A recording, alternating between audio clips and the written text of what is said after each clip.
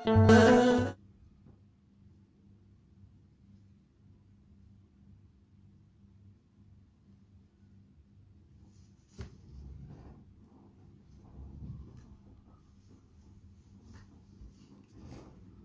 አብ ወወልድ ወመንፈስ ቅዱስ አሐዱ አምላክ አሜን። በስመ አብ ወወልድ ወመንፈስ ቅዱስ አሐዱ አምላክ አሜን። በስመ አብ ወወልድ ወመንፈስ ቅዱስ አሐዱ አምላክ አሜን። ይትባረክ እግዚአብሔር አምላክ እስራኤል ለዘአብጽሐነ እስከዛት ሰዓት። ቅዱስ እግዚአብሔር አምላክ እስራኤል አምላክ አቦታትና ነቢያት አምላክ ሐዋርያት አምላክ ሰማዕታት ኩሎም ንዛ ሰዓት እዚያ ዘብጽሕና ክብርን ምስጋናን አምልኮ ውዳሴን ዘለዓለም ይኹኖ። እመቤታችን ቅድስት ድንግል ማርያም አማላጅነታ አቂባ ቃል ኪዳና ከብኪባ ንዛ ሰዓት እዚያ ቆይምናን እግዚአብሔር ክነመስግን ቃላት ይኹን ዘራረብን ዝፈቀደትልና እግዚአብሔር አምላክ ብምልጃኣ ዝረድአና ኖ ኣብ የማን ወዳ ኮይና ኩሉ ግዜ ምሕረትን በረከትን ተፍሰልና ዴና ክብርን ምስጋናን ናያኹና። ከምኡ ድማ ሃርያን ቅዱሳን መላእክት ቅዱሳን ነቢያት ቅዱሳን ሐዋርያት ጴጥሮስ ወጳውሎስ ቅዱሳን ሰማዕታት ቅድስት አርሴማ በረከተን ረድኤትን ይሕደረና። ዝተባረኸን ተቀደሰን ቀዳመ ሰናብት ይግበረልና። እግዚአብሔር አምላክ ብዝኽበሮም መጠን ንዓሙን ክብርን ምስጋናን ይብፅሓዮም። ናይ ክርስቶስ ቤተሰብ ኣፍቀርቲ ቅድስት ድንግል ማርያም ኣብ መሰረት ነቢያት ሐዋርያት ተሃነፅኩም ደቂ ዓዶም ንቅዱሳን ሰላም እግዚአብሔር አምላክ ምስ ኩላትኩም ይኹን። ከመይ ኣምሲኹም? ከመይ ውዒልኩም?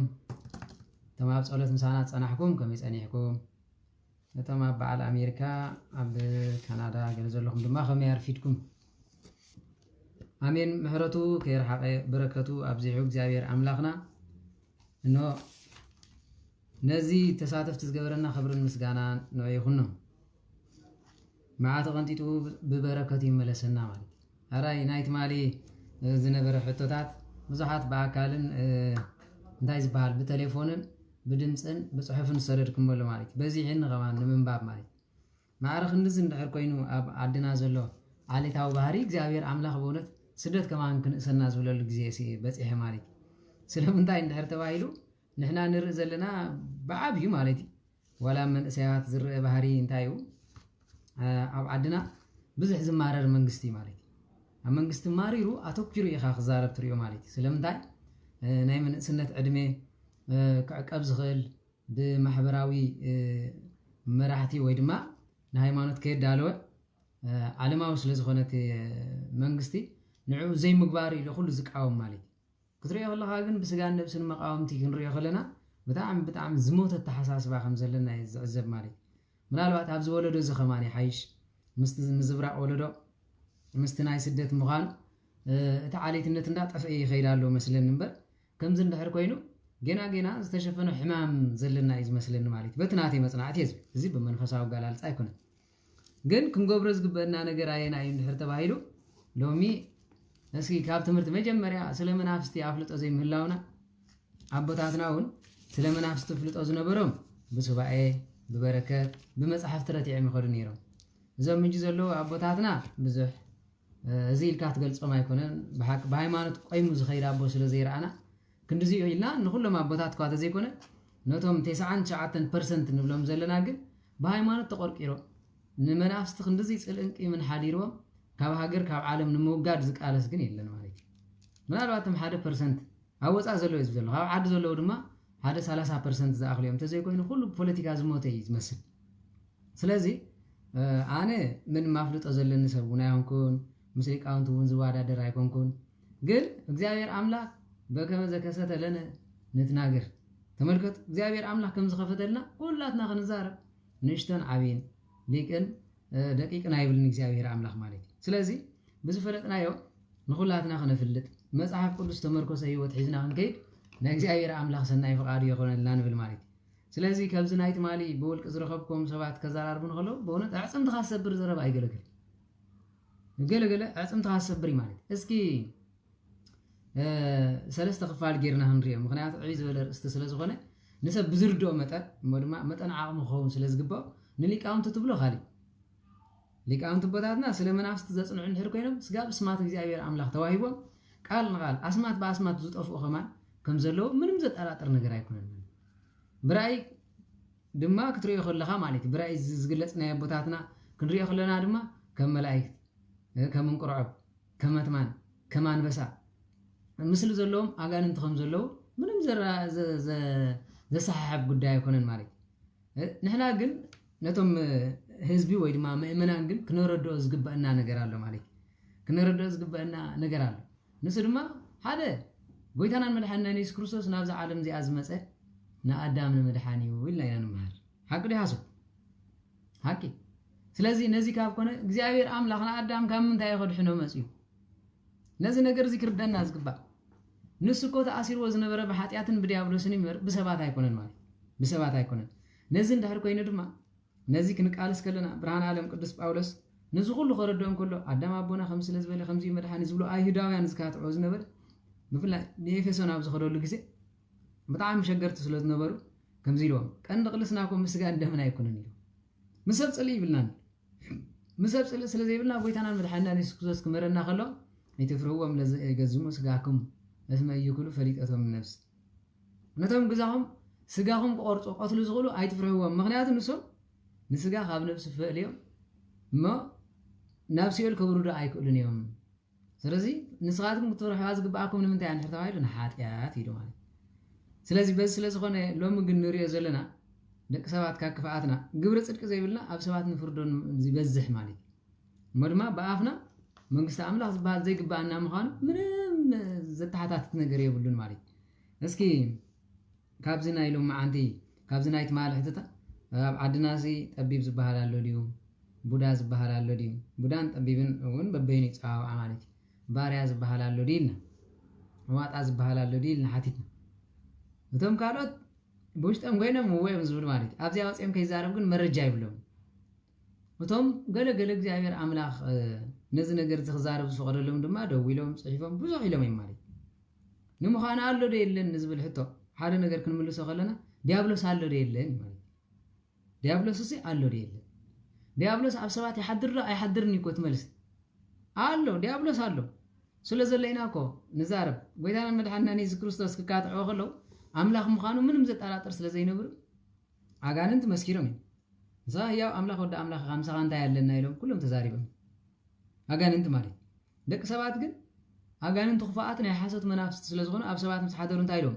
ሩቅ ብእሲ ኢሎሞ ክብርን ምስጋናን ይኹኖ ወልዲ ዮሴፍ ፀራቢ ኢሎሞ ክብርን ምስጋናን ይኹኖ ብኤልዘቢል ዘውፅኦ ኢሎሞ ክብርን ምስጋናን ይኹኖ ከምዚ ክብልዎ ከለዉ ግን ኣጋንንት ሓሰውቲ ስለ ዝኾኑ ሓሰት ስለ ዝምህርዎም ዝነበሩ እምበር ኣጋንንት ግን ብቑኑዕ ዝመስከሩሉ ጎይታና መድሓኒና ኢየሱስ ክርስቶስ ንሱ ነይሩ ንስኻ ህያው ኣምላኽ ወዲ ኣምላኽ ኢኻ ተመልከት ምሳኻ እንታይ ኣለና ኢሎም ስለዚ ግደፈና ናብዘን ሓሰማታት ክንኣቱ ኢሎም ሓሰማ ዝተባሃሉ ዘለዉ ድማ ክልተ ስጋ ዝበልዑ ሳዕርን እንታይ ማለት ስጋን ዝበልዑ ተሓፂቦም ኣብ ጭቃ ዝድቅሱ ሓጣን ማለት ሓጣን ስለዚ ናብ ከምዚኦም ዝበሉ ሰባት ክንኣቱ ክብል ከሎ ሄዶ ተው ኢልዎም ንሶም ድማ ተታሒዞም ናብ ባሕሪ ፀደፉ ኢሉ ባሕሪ ዝበሃል ዘሎ ዓለም ፀደፉ ዝበሃል ዘሎ ድማ ካብ ሃይማኖት ትሕቶም ኖ ካብ ሕግን ስርዓትን ወፂኦም ከዱ ማለት እዩ ትርጉም ስለዚ ከምዚ ካብ ኮነ ካብዚ ነፃ ዝኾነ ኣነ ካባይን ካባኹምን ኣሎ እስኪ ካብ ኣቦታት ካህናት ካብዚ ነፃ ይነብር እስኪ ዲያቆናት ኣሕዋት ካብዚ ነፃ ይነብር እስኪ ትቆርቡት ስጋ ወልዲ እግዚኣብሔር ኣምላኽ ትበልዑን ትሰትዩን ካብዚ ነፃ ይነብር እስኪ ምን ኣሎ ነፃ ኣነ ንፁሕ ዝብል ምን ኣሎ ቅዱስ ዮሃንስ ወንጌላዊ ኣብ መልእኽቱ ከምዚ ኢሉ ኣሎ እታ ኣነ ንፁሕ ዝብል ምንም ሓጢኣት የብለይን ንስሓ እንታይ ስለ ዝገበርክ ዝብል ንሱ ንእግዚአብሔር ኣምላኽ ሓሳቡ ገበረ ንሱ ቀንዲ ሓጢኣተኛ እዩ ተመልከት እታ ኣነ ሓጢኣት የብለይን ዝብል ንሱ ንእግዚአብሔር ኣምላኽ ይፀርፍ ማለት እግዚአብሔር ኣምላኽ ሓሳቡ ከም ዝበለ ዝቁፀር እዩ ስለዚ ነዚ ኩሉ ኣሚንና ሓጢኣትና እንድሕር ፈሊጥና ብሓጢኣትና ተንበርኪኽና ብንብዓትና እንዳተሓፀብና እግሪ ካህን ወዲቕና ኢና ዳ ክንምለስ ዝግበአና እምበር ብትዕቢት ኣይኮነን ፀጋ እግዚአብሔር ኣምላኽ ዝመፅእ ወይ ድማ ፍቅሪ እግዚአብሔር ኣምላኽ ቦ ይመፅእ ስለዚ ከም ስለ ዝኾነ ባርያ እንታይ ማለት እዩ ዝብል ትምህርቲ እዩ ዘድሊ ዘሎ ማለት ባርያ ዝበሃል እንድሕር ሃልዩ ባርያ እንታይ ማለት እዩ ባርያ ማለት ሰለስተ ትርጉም እዩ ዘለዎ ክርዳእኩም ዘለዎ ማለት እዩ ኩላትና ክርዳእና ዝግብኦ ነገር ባርያ ማለት ጉዙእ ማለት ወይ ድማ ኣገልጋሊ ማለት ባርያ እግዚአብሔር ኣሎ ባርያ ዲያብሎስ ኣሎ እንደገና ድማ ባርያ ሰብ ኣሎ ባርያ ሰብ ኣሎ تسبقن أمان خون يخل زي أمان خون يخل تملكت كندي عينت باريا اللي يلله سلست عينت باريا እግዚአብሔር بالمجمل دهريو باريا ديابلوس باريا سبق له تسبقن صادق خون يخل حاطط خون يخل نزي أقلقاليو مالك ስለዚህ በዚህ መሰረት ምግባር እስኪ ባሪያ እግዚአብሔር አምላክ ዝባል እንታይ ማለት እንደሆነ ተባይሉ እግዚአብሔር አምላክ ዘአዘዘ ሕግ ዝገብር እግዚአብሔር አምላክ ዘአዘዘ ሕግ ዝገብር ናይ ስላሴ ፍጡሪ ምስጢረ ስላሴ ክንማሃር ከለና በተቀሊ ክንጅምሮ ከለና ሰብ ናይ ግብር ስሙ ወይ ድማ ብስሩዕ እንታይ ይባሃል መልአክ ሰይጣን እንታይ ተበለኸ መልአክ እግዚአብሔር አምላክ ይባሃል ተድብ ተጾመ ተጸለየ ተሰገደ እንተመጽወተ አስራት በኹራት እንተሃበ أزي بارع እግዚአብሔር أملاك يبال وي ملأخ እግዚአብሔር يبال وي دما قبر እግዚአብሔር يبال قبر مريم ناي قدست ድንግል ማርያም قبر لك قبر مدين دحر كوينا أنا قبر ناي مدهاني عالم ክርስቶስ አለን ولا تسين تخوينه انه ناي مبيتاችን ወዳ ክርስቶስ ይንጽዩ ኮም ንጽህና አለን بلدتنا كمان ክርስቶስ ክንመስል እግዚአብሔር أملاك ቃል ኪዳን ሂብና ከሎ ነው ይመስልን ማለት ንስምና ከማን አይመስል እንታይ ዳሉ كم زجبرنا እግዚአብሔር أملاك كين تأفيله بزوح من قد تفطرلنا خلو أبيت أبوي بزوح محدر لزبله هذا محدري سم قدسان بسمكم تسيمه بعالكم زجبره إنه قرير ما يزسته سمو أمنك سيات كتصحاف يا إلو كاب نبيات جميرو سجاب هوارات قال كيدان آتيلو بزي أدمان هنا جبر مدهن جبر ولد جبريل ولد رفائيل ولد ميكائيل كنف ميكائيل جبر زينا جبريل نابلنا بمولو تسيمنا جبر مسكال عند مسكال بمولو تسيمو زي نايكور عاد سمناي ناي منجست سماعات سمناي مالي نجر من قدي عند حفتنا تمالي سما كريستنا أبدا باي وتصنيو إلى أنت هون زي وتص سما እግዚአብሔር فوز كوي أنا جبر مدينة اسك مسري عند حر عليكم جبر مدينة لكم نعي سري نبل أنا جبر مدينة زبال جبر مدينة زبل سمكو نعي من دي بني እግዚአብሔር كويوني ኢየሱስ ክርስቶስ ዝብል ስም መን ይቦ መልአክ አማኑኤል ዝብል ስም መን ይቦ ነቢያት አማኑኤል ክባሃል ኢሎም ተነበይሉ ንሱ ስለዚህ አማኑኤል ድማ አምላክ ምሳና ገብረ መዲን ማለት እግዚአብሔር መድሃኒ ማለት ስለዚህ እዚ ስለተሰየመ አበዳ ባይ ስምና ክባላሽ ይኽእል አንዴ እንተ አብያ ዘላታ እምነት ናትና ማለት እኳዳ ሎም ዳሉ ክልተ ስም ተጸውዒ ዝኸይድ ዘሎ ሰምበ አቦታትና ገብረ ሚካኤል ወልደ ሚካኤል አንደ ሚካኤል ወልደ ጽዮን ገብረ ጽዮን አንደ ጽዮን እናበለ ይመخدو ነይሮም ንሳይ አኔ ራስሞም ተኾነ ግን ክልተ ስማት ካብጅ ጀሚሩ ካቀደሙን ዝነበረ ያዕቆብ ንኣብነት ያዕቆብ አይኮነን ስሙ እስራኤል ይዝኹን ስም ካይሉ እስራኤል ይኹን ስም ካይሉ ሲሞ ኸሎንሪ ሐዋርያቱን ኩሎም ስሞም በርተሊሞስ ዝነበረ እንታይ ከም ተሰየመ ማቴዎስ ዝነበረ እንታይ ከም ተሰየመ ብሙሉኦም ድሕሪና ቶማስ ዝነበረ ናብ ቶማስ ቅድሚ ምቕያሩ ዶዲሞስ ከም ዝበሃል ከም ዝነበረ ብሙሉ ኣብኡለኩም ማለት ዋላ أب وانجيلات أربعة تتقيس اللمان نزي يكونه سم سجاوي سم منفساوي بجبرنا إجابير عمل خط أهواي سم سجاوي دما مجلسي نابنس كخلته ولا كندر خلنا دكي أيكم نرمانيت أديو بين أوني اختبار خلا نسودما بنيامين إليس أوي ومانيت بنيامين مالك نايمان ودما حيلي مالك ودما بين عيني بلاي ود عيني بلين عيني ود رايل سلازنبره ود بلين عينه ودما ود يماني تسبيتاي مالي عادي ግን بشجر سلازلخاطو بين اوني لاتو بين اوني ناي مكرا ولاد ناي حماق غزي ولاد مالك بين اوني ስለዚህ ከምዝ ዝነበረ እዚ መጽሐፍ ቅዱስ ኣብ መጽሐፍ ቅዱስ ስለዝነበረ እዚ አይባሰና ስለዚህ በዚ ስለዝኾነ ወዲ ሰብ ብግብሩ ዲያብሎስ ብስርሑ መልአክ ብስርሑ አምላክ ተባሂሉ ተጸውዒ ናብነት ሙሴ ክንሪእ ከለና አምላክ ተባሂሉ ተጸውዒ ገብረ አምላክ ግን አምላክ ተባሂሉ ተጸውዒ ከም አምላኩ ንጹህ አገልጋሊ ስለዝነበረ አሮን መልአክ ተባሂሉ ተጸውዒ ብተልእኹ ፈጣን ስለዝነበረ እምበር ብተፈጥሮ ግን ሰብ ግን ብተፈጥሮ እንታይ ተባሂሉ ማለት መልአክ በስ ስለዝኾነ ኩሎም ግን እንታይ ዝባሉ አግብርተ እግዚአብሔር ወይ ድማ ባሮት እግዚአብሔር አምላክ ስለዚህ ባሪያ እግዚአብሔር አምላክ ማለት መልእክትና እግዚአብሔር አምላክ ብግቡእ ናብ ህዝቢ ዘብጽሕ ሕግ እግዚአብሔር አምላክ ዝትግብር ዘበለ ኩሉ እንታይ ማለት ባሪያ እግዚአብሔር ወንጌል ዮሐንስ ምዕራፍ 8 ከምዚ ንሪኦ ዘለና ማለት ወንጌል ዮሐንስ ምዕራፍ 8 ካብ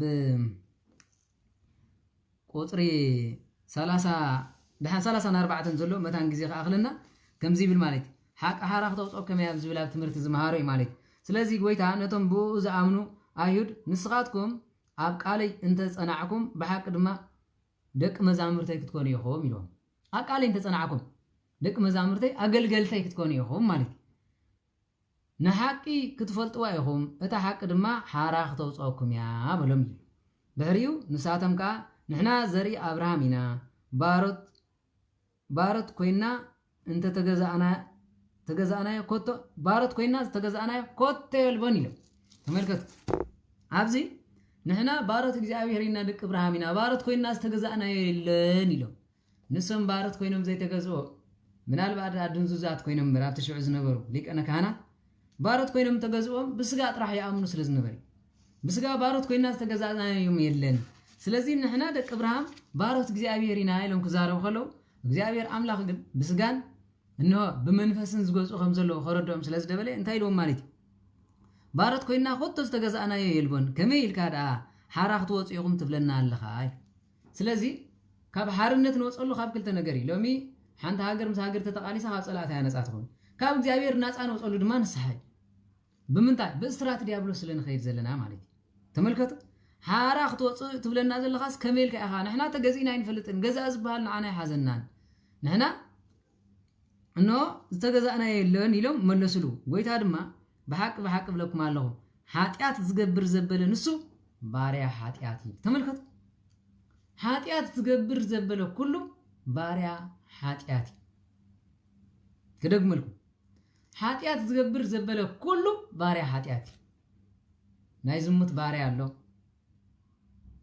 ናይ ቅትለት ባርያ ኣሎ ናይ ስርቂ ባርያ ኣሎ ናይ ዓመፃ ባርያ ኣሎ ናይ ተንኮል ባርያ ኣሎ ናይ ሓሶት ባርያ ኣሎ ተመልከቱ እዚ ኩሉ ካብ ሓሶት ካብ ምቀኝነት ካብ ቅትለት ካብ ሙሉእ ነገር ነፃ ዘይወፅና ነዚ ባርያ ነዚ ጨዋ ክንብለሉ ንኽእል ደረጃ ሳበ እዩ ዘሎ ማለት እዩ በዓለቱ እዚ መዋስብትና ኣይኮነን ኢልና ንንፅሎ ዘለና ካብዚ ሓጢኣት ግን ነፃ ዘይወፃና ንሕናስ ካበይ ናይ ዲያብሎስ ነፃ ስለ ዝወፃእና ኢና ንዕኦም ውሉድ ኣጋንንቲ ኢልና ንሕና ኸ ውሉደ ክርስቶስ ተባሃልናሉ ብምንታይ ዳሉ ካብ ዝገርመኩም ንሶምኩም ምሳና ተወሊዶም ዝጥመቐዎ ቤተክርስትያን ስጉ እንደምን ዝወስዶ ናይ ክርስቶስ ስለዚ ነዚኦም ሰባት እዚኦም ከምዚ ኢልና እንድሕር ንፈርዶም ሃሊና ንሕና በየነይቲ ፅድቂ ኢና ወፂና ማለት እዩ ብልክዕ ባሮት ኣለዉ ከም ዝበልኩም ማለት እዩ ስለዚ እስራኤላውያን ባሮት ኣጋንንቲ ስለ ዝነበሩ ንስኻትኩም ሓራ ክትወፁ እንድሕር ደሊኹም ዝብሎም ሓርነት ካብ ዲያብሎስ ክትወፁ እንድሕር ደሊኹም ካብ እስራት ኣጋንንቲ ክትወፁ እንድሕር ደሊኹም ሓቂያ ሓራ ተውፀኩም እቲ ሓቂ ድማ ኣነ ባዕለየ ኢሉ ክርስቶስ በረከቱ ረድኤቱ ሳህለ ምህረቱ ምስ ኩላትና ይኹን ስለዚ ከም ስለ ዝኾነ ባርያኻ ኣብ ቤቱ ንኩሉ ግዜ ኣይነብርን እዩ ውሉዱ ግና ንኩሉ ግዜ ኣብኡ ነባሪ እዩ ውሉድ ሓራ እንታወፀኩም ብሓቂ ውፃኣት ሓራ ክትኮኑ ኢኹም ንስኻትኩም ዘርኢ ኣብርሃም ምዃንኩም እሲ ይፈልጥ እየ ስለዚ ሓራ ከውፀኩም ዝብለኩም ዘለዉ ውሉዱ ኣባሪኦም ዝነብሩ ብኣብርሃም ኢኹም ንስኹም ሓራ ወፂና ትብ ዘለኹም ደቂ ኣብርሃም ምዃንኩም ንዓይ ኣይጠፍአንን እዩ ኦርቶዶክስ ዲኹም ኣሕዋተይ ተዋህዶ እምነት ዲኹም ንስኹም هو بتا توهاده تبل حراينا متى قبرنا تفرتي تا توهاده تبل نصهتي رتتي وانا من بهات قدست بيت كريستيان انت لا الى كل غباي حوارات تاكيبهم قنعت مخانا زمسكرلا رتعتن صنعتن هايمانوت ازيايا حدا ጥምቀት حدا ጎይታ ሓንቲ ሃይማኖት ሓንቲ ቤተ ክርስቲያን ኢላ ተኣምን እዚያ እስኪ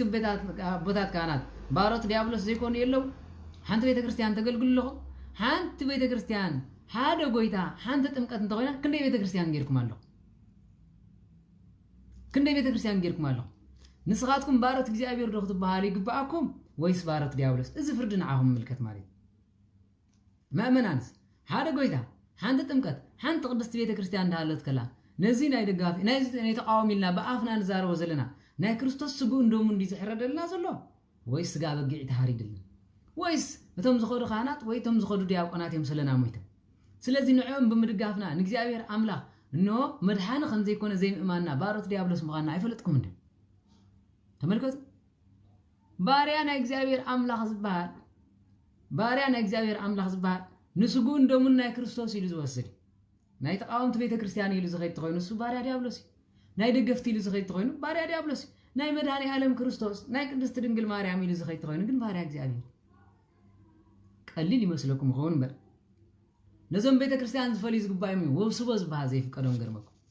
መውስቦ ዝባሃል ኣብ ቤተ ክርስቲያን ክልተ ዝፈጥሩ እንድሕር ኮይኖም እዚኦም ክልተ ልቢ ስለ ዘለዎም ክልተ ልቢ ስለ ዝፈጥሩና ሙዚኦም ከማን መውስበ ይግባል ካብ ዝገርመኩ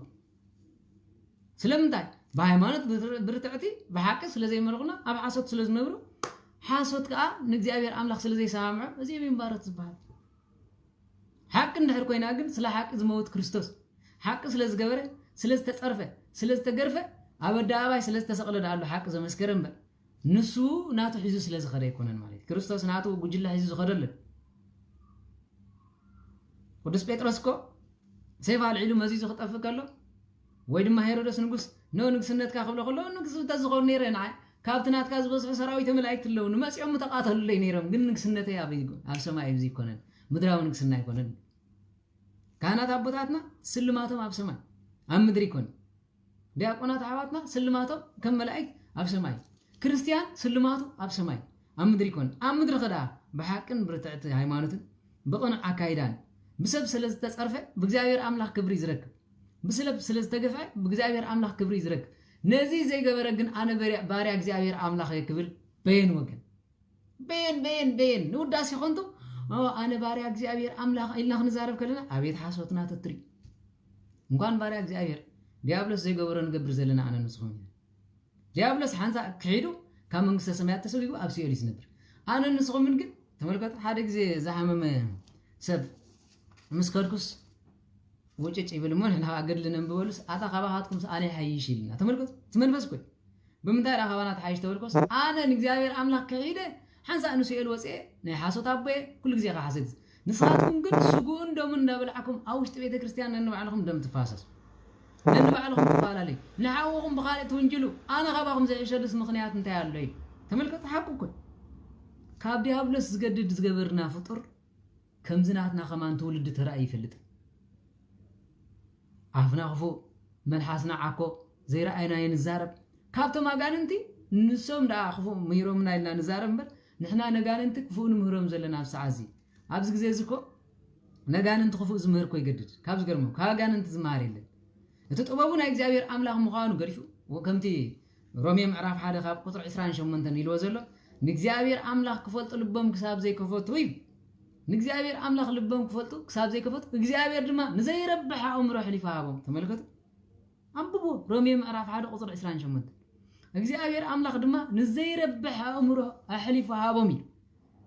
ሰይጣን ድዩ ንኸልቢ ፈንጂ ምውፃእ ዝምህሮ ዘሎ ወይስ ወዲ ሰብ እስኪ ተመልከቱ ሰይጣን ድዩ ንኸልቢ ምዝማው ዝምህሮ ዘሎ ወይስ ወዲ ሰብ እስኪ ተመልከቱ ሰይጣን ድዩ ንኣንጭዋን ድሙን ከም ዝገይሩ ኣብ ሕብረተሰብ ዘላማምዶም ዘሎ ሰብ እዩ በናይ ደረጃ ተመልከቱ መጨረሻ ራእይ ዮሃንስ ተጻሕፈ ቃል ኣባይ ናባኹም ተፈጺሙ ኖይ ድሕሪ 1000 ዓመት ተኣስረ ዲያብሎስ ድማ ይፍታሕ ንብዛ ዓለም ዝበዘለ ዓለም ድማ ገዛ ኣይኸውን ታዲያ ካብዚ ግዛኣት ነፃ ዝኾነ ነፃ ኣነ ባርያ እግዚአብሔር ይበልን በሉ ከምዚ እንተኾይኑ ባርነትና ካመን ምዃኑ ኣብ ናይ ምን ባርነት ተኣሲርና ከም ዘለና ኩላትና ክንምርምር መጀመርያ ንብዓት ድሕሪ ምምርካኽ ሳልሳይ ድማ ናብ እግሪ ካህን ከይድና ሓጢኣትና ምዝራብ ንሱ ጥራይ ኣይኮነን ካህናት ኣቦታትና እውን ተነስሑ ሕማቕ ናይ መጨረሻ ሕማቕ ኣለኹም ቤት መቕደስ ንበይኑ እዩ ንበይኑ ስለዚ ነዚ ስለ ዝኾነ ግን ብውዳሴ ይኹን ትኸሉ ዘሎ ኣቦና ተባሃልኩም ማዓሞቕ ሲኤል እግርኹም ከምዚ ኣተወፍለጡ እቲ ኣቦና ዝብለኩም ኣገዙ ዝቕበለኩም ምስከለ ድማ እዚ ቀሺ እዚ እዚ ሓሳብ እዚ ኢሉ ዝሓሚ ከምኡ ይኮነን ኣቦታት ስለዚ ካብዚ ባርነት እዚ ዘይወፃና ዘለና ንመኒና ባርያ ክንብሎ በሉ መኒ ንፁህ ዘርኢ ዘለዎ ከባይን ከባኹም እስኪ ቤተ ክርስቲያን ኩልኩም ተመለሱ ባሮት እግዚአብሔር ኣምላኽ ዝበሃሉ ሰብ ሓዳር ባሮት እግዚአብሔር ኣምላኽ ክበሃሉ እንተኮይኖም بقدس قربان كمرعو خلو تكليل تزيبصحهم سب كوين زي بس لزيله بقدس قربان كاباين كاباهم تمرعو الله دو مستمرعو قدس قربان يقصلو دلس قل علته موت يلا تاريا نخمز بلا سب موسو يقبوني ببيت كريستيان بحقنا خنزارب مالتي مغنياتو خاب سغو اندومن سلستفله ناي دابلو ساغلغالي بينا اينا እግዚአብሔር አምላክ አገልጋለ ሆው ቤተክርስቲያንና ኮ ስጉ እንደምን ተخلክሎ ደሙ ዝፈሰሰ እንድራሊ ናይ ዴታታ ዝመጻንታሊ ቁስል ዘለዎ እንተ ዘይኮይኑ ንግዚኡ እምበር ስጉ እንደምን አይተخلክልን ስለዚህ ንዘለ ዓለም ناي بحقي مبلع سجا ناي بحق مستهيوت زخنة تفريناس نحنا جواتاتنا خن بالكلناس بيناي درجة بيناي كمسلكم خيري نتعبيتنا نزارب نخيلنا أنا ود جرازماش أنا ود من شمو إلا كم زدك إبراهيم نازل زو أونجيل يوحنس معرف تشعة تتصحف زلو خاب 34 نعنا نحنا استجزأنا يو بارت سخنا يلن نحنا دك إبراهيمنا هاي بسجا دك إبراهيم مخانكم سفلت تملكت قويت عالم كريستوس بسجا دك إبراهيم مخانكم يفلت إيه نسخاتكم زرع إبراهيم مخانكم يفلت إيه قالي أباخاتكم سلزي حادرقنا كتقتلون تدلي لهم أنا نتي أبوي زرع أخوز الزارب لهم نسخاتكم كان نتي أبوي أبوهم زرع أخمو تقبر لهم النابل ما ملس لهم نسخاتكم أبوهم زرع أخم مزول زلوا أبو إبراهيم زرع يويكون أبو مني ديابلوس لك ديابلوس ولدهم አለው ዲያብሎስ ወለደም አረ አለን አንበር አለው ዲያብሎስ ወለደም ስለዚህ በዲያብሎስ ተወሊደ ክንብልከልና በግብር በሃይማኖት ሰኺር ተወልደ ህፃን የለን ሰኺርና ዝወለድና የለን በዓላት ጥሒስና በስጋ ዝወለድና የለን ጾም ከይጾምና ዝወለድና የለን ታዲያ ዘር እግዚአብሔር ዲንስ በሉ አዞም ህፃና ዘየም ዘር እግዚአብሔር ከሆኑላ እንደል እንድሕር ኮይና እጂና ክንሳሕ ዝግበን ከይፈለጥና ገይርና እንከውልና ገለገሊኩም እንኳ حلفكم ولا وشت ቤተ ክርስቲያን እንዳሉ بعركነት አብ ኸለና መስቀጸልና ይሁን ዝባል ክሉዲ አቦታትና እንኳን ቃል ኪዳን ከዛረብ ኸለው ቃል ኪዳን እንኳን ቃል ኪዳን ምስላም የማሳስሎ ማሐለኻ ዘይብሉ ጸባ ድፉ ላም ትፈልጥ ዲኹም መብዛሕትኩም ቃል ላም አይትፈልጥን ላም አጥፋሉ ስለስተወለድኩም ማለት ላም ርብሕት እንድሕር ኮይና ሕያዊት እንድሕር ኮይና ስቂላ ትሕልብ ሓደ መዓልት ግን ቁርዲድ ክነኽሳ ይኽእል ሓደ መዓልት ድማ صحقن تخوغا يخي بز درجه زخلا اداونا ጨውሩ ሰዓት ስለዘለው ከይተሓጸብና خنا حلبا خلنا ጨው ስለዝኾና ሓንሳ አርጊ ሓነት ጸባ ፍግም ክተብለት ኸይ ተመልከት ሕያዊት አይል ካን ላም በዘይ ማሕለኻ አይሕለብን መቃል ኪዳን ከንታይ ለው ዋሕስ ዘይብሉ ዘረባ ጥፉ ማሕለኻ ዘይብሉ ጸባኸ ድፉ ቃል ኪዳን ጌርኩምስ ወይ ድማ ወሊድኩምስ ቃል ኪዳን ኮነኩም አቤተራይ ስለዚህ እግዚአብሔር አምላክ ሰርዖ ገዲፍካ በዓልኻ አነ ሕጌ ዘጽድቅ ማለት ብምንታይ ደረጃ ስለዚህ ሰብ ሓዳር ባረ ዲያብሎስ ሓዳር ዘይብሎም ባረ ዲያብሎስ ኮይና ዝኸድና ዘመን ያክል ስጋ ብጅ እግዚአብሔር አምላክ እንተ ናይ ጸሎትና ናይ አቦታትና ጸሎት እንተ ናይ አቦታትና ቃል ኪዳን ስጋ ብጅ እግዚአብሔር ይመስገን በሰላም ጸኒሕናለን ካብጅኔው ግን ዘርና ነጥዕ ነሐድስ እግዚአብሔር አምላክ ብንስሓ ዘይመልሱ ኃጢአት የለን እንኳን እዚ 78 ነፍሳት ዝበልዐ ኸማን እግዚአብሔር ይቅረይልዎ በመን በቅድስት ድንግል ማርያም ንዓይን ንዓኹምን ይቅረ ዘይብለልና ምክንያት የለን ተጣዒስና ዝነበርና ህይወት ሓሶት ምዃኑ ፈሊጥና ባሮታ ጋንንት ከም ዝኾንና ፈሊጥና እንድሕር ዳ መጺና እግዚአብሔር ይቅረባለ ስለዚህ ባሪያ ዝባል ስራሕ ዲያብሎስ ዝሰርሕ ባሪያ ዲያብሎስ ይባል ስራሕ እግዚአብሔር አምላክ ሰርሕ ባሪያ እግዚአብሔር አምላክ ይባል እቲ ሳልሳይ ባሪያ ንብለ ዘለና ግን ሳልሳይ ባሪያ ዝባል ዘሎ ባሪያ ሰብ ናይ መንግስቲ አገልጋል እንድሕር ኮይኑ ባሪያ መንግስቲ ናይ ሓደ በዓል ጀርዲ ሰራሕተኛ እንትኾኑ ባሪያ ናይ ትገዛይ ስለዚህ ኣብ ዓድና በኽልተ ነገር ዘር ዘይተጻረየ ዝዛረብዎ ነገር አለ ማለት ንኣብነት ካብ ርሑቕ ንኣብነት ኣብ ዓድና ኤርትራ ኣሎ ንብል ካብ ኤርትራ እንድሕር ካብ ራያ ሓደ መጽዩ ኣብ ዓድና ኮፍ ኢሉሞ እንድሕርቲ ናብራ ደስ ኢልዎ ኣብቲ ዓዲ ዘሎ ህይወቱ ጸሊእዎ ምሳና ዝነብር እንተኾይኑ ባሪያ እዩ መዋስብትና ይኮነን ንብሎ ዘረደ በየናይ ደረጃ ካብ ርሑቕ ዓዲ ስለዝመፀ ባሪያ ተባሂሉ ካባና ክጽረጋ ይግባኒ ከምዚ ተባሂሎም ወለዶም ብዙሕ መውስቦ ዘይረኸቡ ኣብ ኤርትራ ዝተገፍዑ ክንደይ ሕዋትና ኣለዉ ክንደይ መበቆሎምን ዓዶምን እኮ ይፍለጥን ባሮት እዮም እሞ ድማ ኣብ ዝገርመኩም ነገር ከዓ ከምዚ ኢልና ኣነዛረብ ኮርዳድ ፀጉሮም እንተኮይኑ ድያ ዝበለትና ሓንቲ ባሮት ተባሂሎም እዮም ዝፅውዑ ኮርዳድ ፀጉሮም ባሪያ እንድሕር ኮይኑ ዳ ነዚ ኩሉ ኮርዳድ ፀጉሪ ባሪያ ንግበር እምበር ምን እንዳሎ ጨዋ ማለት مدما ጸለምት እንተኮይኖም ኢሉ ወኸንደይ ቀያሕ ተሳለው ብምንታይ አሁን ትገብርዎ ዘሎ ቆሚ ይኮነን ንዲያብሎስ ዘገልግሉ ብዲያብሎስ ዝነብሩ ሰባት አሉ ንኣብነት ግብረ ሐዋርያት ምዕራፍ 16 ቁጥር 16 ቀዳማይ ሳሙኤል ቁጥር 28 ንሕሪናዮ ክልተ መስርያን ሰበይት ኣለዋ ብጥንቆላይ ነባበራ ነበራ በአጋንቲ ነብራ ይብል እዚአን ድማ ባሮት ዲያብሎስ ይባሃላ ስለምንታይ ስርሕን ጥንቁልና ይዝነበረ አታውየን በጥንቁልና ይዝነበረ አውሽት ቤተ ክርስቲያን ባሪያዩ ዝባሃሉ ለው ፍትሐ ነገስት ገሪፎም አውደ ነገስት ዝገልጹ አውደ ነገስት ገሊጾም ክታብ እንዳሰርሑ انه بستات كقبرلك ابستات كغبرلك زبالو نزيهم كيتواصبون እግዚአብሔር አምላክ ዝፈንፈኖም ኩፋት عليك እዚኦም እዮም ዘይዋሰቡ ነግረኩ ግን ኣብ ውሽጢ ቤተክርስቲያን ቅዳሴ ስለዝገበሩ በቃ ሰይሊቃውን ተባይል ዝስገደሎም ምንም እግዚአብሔር ከም ዘይፈልጠው ህያው እግዚአብሔር አነ ምስክር ፈጽም አይግባምን ከማ ከላይ ባረት እግዚአብሔር አምላክ ዝባሃሉ ፈልፈልት ዝባሃሉ ሱር በጥሶም ቆጽሊ አብጽዮም ዶቆይሶም እዚ ጌርካስተዮ እዚ ግበር ዝብል እንተኮይኑ ነዚኦም መውስቦ የድልዮም ስለምንታይ በትምህርት ተመሊሶም በቅዱስ ቁርባን ተዘይተሐዲሶም በፍጹም መውስቦ የድልዮም ስለምንታይ ስራሕ እግዚአብሔር አይሰርሑን ክፉእ ስራሕም አይተመልሱ ተመልከት ነዚኦምን መረጃ ሃሊና እንድሕራ ጌርና የምበር ካል አይኮነን ሓጽን ቀጥቂጦም አይኮነን ባሪያ ተባሂሎም ወይ ድማ ጠበብት ዝብል ኣብቲ ጠበብት ዝብል ክንመሃሪና ማለት ሓጽን ቀጥቂጦም አይኮነን ባሪያ ተባሂሎም ክርድኦኩም ዘሎ ሓጽን መጥቃት ተዝኸውን ነይሩ ጠቢብ ሰሎሞን ቀጥቃጢ ነይሩ ሲራቅ ቀጥቃጢ ነይሩ ክንደይ ነይሮም እዮም ዝቀጥቅጡ ሓጽን ኮሚ ኮነን دحان أبت طبيب زبل بتقوى بمنتايز مسلون يا قال انتخن مهارة سلزقنا نزي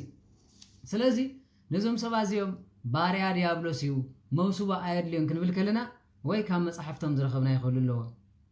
حدا بول وي كاب سرايم زرخبنا يخونا الله وي كال ايدما أبا قال انت زوم لخلو أبا قال انت زوم لخ زبهال دما باريا نايا قال انت زبهال له نابنت أدال موت زبهال له وسن قال لا زبهال له እዚኦም ንጸለም ትስገዙ መናፍስቲም ወሰን ጋላ ማለት በዝናይ ኤርትራ ጻዋውዓ እንታይ ተባይል ጽዋሕ ትኽሪር ተቋር መንፈስ ማለት ትኽሪር እዚ እንታይ ዝገብር ጸሊም ብዕራይ ጸሊም ወጠጦ ጸሊም ደርሆ ጸሊም ገለ ሕረድ ለይ ሕረድ ለይ ልኳት ሓርደል እንተኾንካ ባሪያ ዲያብሎስ ብምንታይ ደረጃ ከም ዝዳት ዋሰብ ስለምንታይ እግዚአብሔር አምላክ ስጉ እንደምን አይደለም ስጋ እንደምን ንእንስሳ ይዝቅለብ ዘሎ ነዚ ስለዝኾነ ድማ ኖ አቅድመ ክርስቶስ كم زبالة لين بسقون دومن حنس عن إهنا يستوالي تزيهم يوم نصحاتنا إجابير زر زبال زم كم زقبر قل بفتحنا إجابير حاولنات مسكال مسح حتى بلادن نحرها اللي أتكا بقول لما نفس تستجزات نساجوات حدا باري أزخون الدرجة بين يوهانس كم أصغله حزب له منافس تنحرها اليوم قول لي مانيت قول لي زار له وسنقاف زبالو عف لجس زبالو عف بوكو زبالو عداني ورق زبالو مش أزرقاز بحال منفس على زبل مالتي بجزء مسكال بجزء طري مرعاتات خون كله زبالو ورق تزي جبركم ليش أرك تزي جبركم ليش نزل عبو من تايمو كابزر وتبكيل زول سلسلة خونه مجمع يا سبزي بما يتقولون بنصحن حرزي تمليسو نزي موس وزير كرداكم زلوا مان سلام تايزور تصيّر ولا نزل دحر كوينو مرجع رخيب كان لخنا سبزي باريا بودايل كات فليت خلا انت زي كوينو جن سجون دومن دحر مساحة وسدها لي بيت كريستيان مساحة زقلقل مساحة صوم مسجن تالي نسخة من يخان سباريا تبلو بمنتهى درجة خباريا تبلو تخل عصمي صورين قابل عصمي صورين صبوا مصرع عصم خابي تولي عصم زي صورين دحر كوينو بمنتهى درجة أنا ناطر رصحنا يو ناتي نصحيلنا يا مالي سلازي نزل نجار زيدا عصم مالت تولد مالتي نزي مبزعته عصم زملو خزنورو عجانن خمزنورو منم زرر نيكون نزي عجانن زملو خسبات كم زلوا منم زت أرات ريبلون رئيس هزول سبات علو أنا سجاب حمش تزعخلو سبات بأكار رخيبة رئيس هزول عمال بخمي مقانو قل منفس جزي ومي مزخرو كلت عينتي مالتي كلت عينت أبلا لعناي منافستي ني رئيس هزول علو هذا بحلنا راح زولعه بأمرهم راح وسيلو زولع مال خالا عيد ما أنا مقابر وسيلو زولع مال مالي سلازي نزي يوم كم زي مسبل سبعة بليتي زارز بحال منفس كوينو بليتي ليتي زوسدو كاب سدراز مصيب زي جبركم ليز بلي هار زير ما طرح نفسهم زوسدو مالو نبرخا مالي زي يوم زعما سولو خالا عيد ما شكو زبحال منافستي نسنكو بزز جبر يكون انجن بزدالو ناب شكشك وسيلهم زقبرو منافستلو نز خبطو بلو نحركو ينكم نز سبزي بقبو تخاتاتيلكا مصحف درسان أبوتاتنا دما نزيوكو هذا زحمم انتهاليو ليقاونت بيت كريستيانن عبيتن قربتن تصويعكم صليلو زيت اندالخوكم دما انه فوس وزبل نجر ازي كبيت كريستياننا خاب زي زمن غير 50 عمت غير نفسه سايغيلال تاريا زحمم بيت كريستيان مصيخم زغير زفوس كان ابيلهم طفيو صقا እግዚአብሔር አምላክ ተዘለው እንተ መጽግን ናቱ መናፍስት ስለዝነቃነቁ ነቲ ዝምህር ዘሎ ሰብ ጠንቋላይ በቃ كم زي لازم هرتم قال يسكبر نقولنا نمخانو نايتم قال أسرح كندزي كفاءات نحر عليه أي نايتم قال يخفاءات بدأ يكوصل له سلازي ناس سلاز غني بمصحف قدوس كنقير كلنا باري እግዚአብሔር አምላክ ተባይሎም ጽውዕ ዘለው ናብነት መዝሙር 89 መዝሙር 105 ክንሪዮ ከለና እግዚአብሔር አምላክ ከም ዝኽብል ከሎ ንሪዮ ከም ዳዊት ባሪያይ ዝብል ቃል ማለት ንዳዊት ባሪው ማዕርኽ እንደይ ምክሕሉን ማዕርኽ እንደይ ነው የኽብሮን ከም ዝነበረ ይዛረብ ማለት ስለዚህ ዳዊት መዝሙር 105 ቁጥር 17 ኣሎ እነሆ ዳዊት ባሪያይ ዳዊት ባሪያይ ዳዊት ባሪያይ ወረ 89 نو حنسا بقدسنا يمحيله نداويت باريا زاتو كله قال كيدان احدغوني بك بفصم باريا እግዚአብሔር አምላክ ዝባል በመግባር በሃይማኖት ሰብ ኮይኑ ኮ ዘይብስ የለን ዳዊት ኮ አጋንንት የውድቆ ነይሮም ተመሊሱ ብንስሐ ጴጥሮስ ኮ አጋንንት የውድቆ ነይሮም ተመሊሱ ብንስሐ ምስተመልሰ ግን ይሎ ከም ዳዊት ባሪያ ከም ጴጥሮስ ሕሩይ ከም ሙሴ ባሪያ እንዳበለ ንኹሎም ከም አብርሃም ባሪያ እንዳበለ ወረ ከም ኢዮብ ባሪያ ይሪኻዶ ኢሉ ንዲያብሎስ ተማጉይት ወኮይ ኢዮብ ምዕራፍ 1 ቁጥር 9 ተዘላ ቀረይ ከም ኢዮብ ባሪያ ይሪኻዶ ትፈልጥ ተመልከቱ ባሮት እግዚአብሔር አምላክ ዝባል ንእግዚአብሔር አምላክ ዘመኩሕም ሙሴ ኻ ከምዚሎ እኖ ሙሴ ባሪያ ንዓይ ፊት ንፊት ዝዛረብ ነውድማ ቃል ቃል ምሳይ ይዛረብ ንስኻትኩም ግን በዓል መን ይኹም ኢሉ ወቅሶም ከሎ ንሪ እዚዮ ንእግዚአብሔር አምላክ ዘመኩሑ ባሮት እግዚአብሔር ይባሉ ካህናት አቦታትና ባሮት እግዚአብሔር አምላክ ክባሉ እንደህር ኮይኖም በቅዳሴ ንቤተ ክርስቲያን ዕጣና ከብዱልላ ይግባን ንጎ ጸሎተ ኪዳን ምሸት ጸሎተ ሰርክ ዘብጽሑ እንድሕር ኮይኖም ንዕጣና ዘገልግሉ እንተ ኮይኖም ግዜ እንተ ዘይገዲቦም እዚኦም ባሮት እግዚአብሔር እዮም ቅዱስ አቢሉና ብስርሑ ዝወፍራል ዝለም እንታይ ባሪያ እግዚአብሔር ክባል አግብርት እግዚአብሔር አቦታትና ኢልና ንዛረቢና ንውዳሴ ኮንቲ እምበር ከም እንተበልና ጸገም የብሉን ግን ምእመናን አሕዋተይ ኖ አገልገልት እግዚአብሔር አምላክ ሰበክት ወንጌል ባህለለ አቤት አቤት አቤት አቤት እንታይ ተሰብይኹ እስኪ ንገሩኒ ብዙ ሁሉ ሰባኽ ሁሉ ዝኹሉ ዘይተነሳሕ እንታይ ኮይኑ እስኪ ንገሩኒ አንዴ አገልገልት እግዚአብሔር አምላክ ተንኸውን ነርና ስብከትና አባይታ ጥባይ መበለን ኩሎም ንስሓ ማአተው ነይሮም ሓደ እኳ ከይቆረበ ዝውዕላይ ማሃለውን እስኪ በኤውሮጳ ኸይድሞ አቶም አፎም ገፊሕ እዝኖም ጸቢብ ዝኾኑ ሰበክት ወንጌል ረይዎ ጸርፊ ከይመስለኩም አፎም ገፊሕ ማለት ንምዝራብ ግዜ ዘለዎ ንምስማዕ ግን ዘይሰምዑ ማለት ንባዕሎም ንስሓ ዘይፈልጡ ከለው ተነስሑ ኢሎም ሰብኩ አታ ቤተ ክርስቲያን ግን ዝንስሓ ዝቆርብ ሓደ ሰብ አይትረክብን ስለምንታይ ዳ ትሰብኽ ኣለኻ ዘይተቋርጾ እንታይ ኢልካ እንታይ ብል ልብ ዝሰብር አካይዳ ስለዘይብልና ስለዚህ አነ ይኹን ካልኦት ኣብዚያ ዘለኹም ኣሕዋት ኣለኹም 2000 እንድሕር ሃሊኹ እንድሕር ንስሓ ዘይተኣቱ እንድሕር ናብ እግዚአብሔር ዘይተቐርቡ እንታይ ክትገብሩ ትመጹለኹም እንታይ ክገብረልኩም ዳ ግዜኹም ተሕልፉለኹም እንዴ አነ ንስኹም ንኮብዚ ካብና አነ ግዜ ቀቲለ ዓስበ ሰማያት ደልየ ንስኹም ድማ እግዚአብሔር አምላክ ናፊዕኩም ትመጹ እንድሕር ሃሊኹም ክድንበር ተነስሑ መንግስተ ሰማያት ቀሪባያ ንስሓ እተው እንታይ ማለት ንስኻትኩም ትጽበይዎ መንግስቲ ተቀይሩን ዓዲ ክትከዱ ሓደ ምጽአት ዓለም ይመጻለ ሸበድበር ትብልለኹም እግዚአብሔር ግን ከምዚ ይብላሎ አነ ኣብ ኣፍ ደገኹም ኮይነ ኳሕ ኳሕ ይብላሎ ሓደ እኳ ድምፀይ ሰሚዕን ተኸፈተኒ አነ ምስኡ ንሱ ድማ ምሳይ ክነብር ታዲያ ኣፍ ገዛና ዝኹሕኩሕ መልአክ ከሞታሎ እምብንተይልናዮ ንዘይረብሐ ኣእምሮ ዝሕልፍ እግዚአብሔር ኣሎ ስለዚ ስለዝኾነ ኩሉ ስራሕኩም ብተኹ ናይ ዲያብሎስ መግዝእ ዝበሃል ብተኹ ናይ ቡን ስበር ተባሂልኩም ከማን ዘይትሰውሩ ግን አነ መዓልታው እዚኣ መጽእ ዝዛረብ ናይ ብርሃን ዓለም ቅዱስ ጳውሎስ እግዚአብሔር ተዛረበ ንኤፌሶን ተሰሎንቄስ ተዛረበም ቃል ስለዘለያ ስቃይ ትበል ተዛረብ ኖ ካብ ጠፉ ጥሪተይ ዝምለሱ ኣለው ብርሃን ዝግለጸሎም ኣለውማ ስቃይ ትበል ስለትብል የምበር ካልኣይ ከማን ናብ ዝድግም ኣይኮነን ከምቲ ናይ ሰብ ዘረባ ክትሪኦ ከለኻ ግን እግዚአብሔር ክብር ምስጋና ይሁን ስለዝኾነ መጽሐፍቲ ጽሒፎም ብመጽሐፎም ንስሓ ዝኣቱ የለን ሓቲሞሞ ኣባ መንሽሞ ኣባ ገሌሎም ሙሉእ ሓትምዮም ከም ዝበለ መጽሐፍ ኣድነቕቲ ጥራሕ ኮይና ተሪፍና ስለምንታይ ይመስለኩም ንሶም ብብኽያት መጽሐፍ ተጽሕፎ ነይሮም እቲ መጽሐፍ ክንሳሎም ከለና ግንባርና ዘለዎ ጋንን ተቃጺሎም ምኸዱ ጸጋ መንፈስ ቅዱስ ምለበሰና ንሶም ግን ብሽምደዳ ቃል ብትርጓሜ ካብ ኣምሓርኛ ላይ ተረኺባ ትርጉም ቀይን እንዳበልካ ገንዘብ ኣታው ዘገዱ ሰንበር ንመንግስተ ሰማያት ክንደይ ሰብ ኣትዮም ዝብል ሰባኸ ወንጌል ዝብል ካህን ክንደይ ተነሲሖም ስለምንታይ ደቀይ ንስሓ ዘይኣትኹም ካብ ጅኔው ካብ እግሪ ኣውሪደኩም ዝብል ካህን ዋላ ሓደ ዋላ ኣይተምጽሉኝ ኣይተምጹ ምናልባት እንተሃልዮም ግን እግዚአብሔር ጸጋው ይምጽሕል